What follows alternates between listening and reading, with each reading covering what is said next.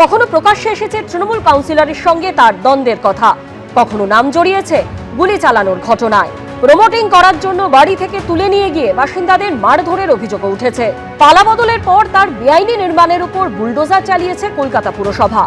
এত যার কীর্তি, তিনি বেলেঘাটা এলাকার বাহুবলী তৃণমূল নেতা ও প্রমোটার রাজু নস্কর। তার বিরুদ্ধে এবার উঠল প্রমোটিং এর জন্য জোর করে বাড়ি ভেঙে দেওয়ার অভিযোগ। প্রমোটিং করার জন্য আমাদের জোর জবরদস্তি এখান থেকে তোলার ব্যবস্থা করেছেন। এই রাজু নস্কর নিজে একদিন এসেছিলেন, বলো কি থানা আমার, পুলিশ আমার আর সরকার আমার, কেউ কিছু করতে পারবে না, তোমার বেরিয়ে যেন গুলি মেরে দেবো। কলকাতা পুরসভার 30 নম্বর ওয়ার্ডের বেলেঘাটা এলাকায় 7.5 কাঠা জমির উপর একটি 3তলা বাড়িতে ভাড়া থাকতো অন্তত 40টি পরিবার। ভাড়াটিয়াদের অভিযোগ, বন্দুক দেখিয়ে ওই জমি মালিকের কাছ থেকে নিয়েছেন রাজু নস্কর। পরে ভয় দেখিয়ে ভাড়াটিয়াদের সরিয়ে দিয়ে ভেঙে ফেলেন বাড়িটি। বেলেঘাটার ত্রাস রাজু নস্কর, যাকে ইতিমধ্যেই পুলিশ গ্রেফতার করেছে, সেই রাজু নস্করের বিরুদ্ধে আবারও উঠল বড়সড় অভিযোগ।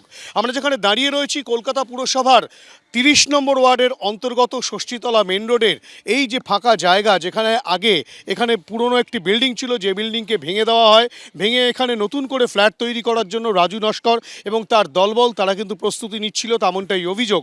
এবং এখানে যেটা সবচেয়ে বড় অভিযোগ, সেই পুরনো বাড়িতে প্রায় 40টি পরিবার ভাড়া থাকতো। সেই 40টি পরিবারকে রীতিমতো ভয় দেখিয়ে, কারোকে বা আগ্নেয়াস্ত্র দেখিয়ে তাদেরকে তুলে দেওয়া হয়। রাজু নস্কর একজন বাহুবলী গুন্ডা, সেই জায়গাটা নিয়ে প্রমোটিং করার জন্য আমাদের জোর জবরদস্তি এখান থেকে তোলার ব্যবস্থা করেছেন। আমাদেরকে এসে আমাদেরকে ধমকাচ্ছে, আমাদেরকে মারধর করছে, বলছে আপনারা বেরিয়ে যান ঘর থেকে। বেলেঘাটা জুড়ে বেআইনি সাম্রাজ্য গড়ে তুলেছেন তৃণমূল নেতা ও প্রমোটার রাজু নস্কর। রাজ্যে পালাবদলের পরে পুরসভা স্ক্যানারে আসে তার বেশ কয়েকটি ঠিকানা। मैं म्यूनिसिपल अफेयर्स का सेक्रेटरी और केएमसी का कमिश्नर को बताया 4 नाम लेकर। बताओ 4 नाम सुनना चाहता है ना।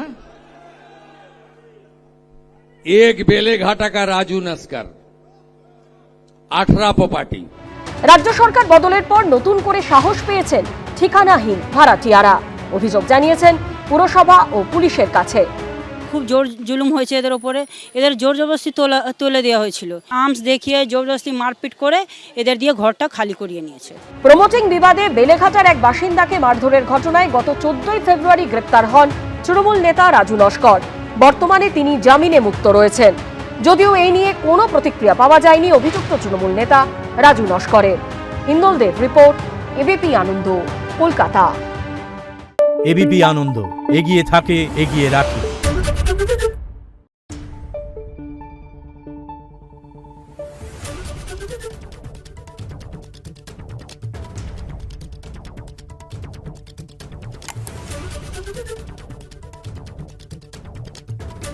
Thank you.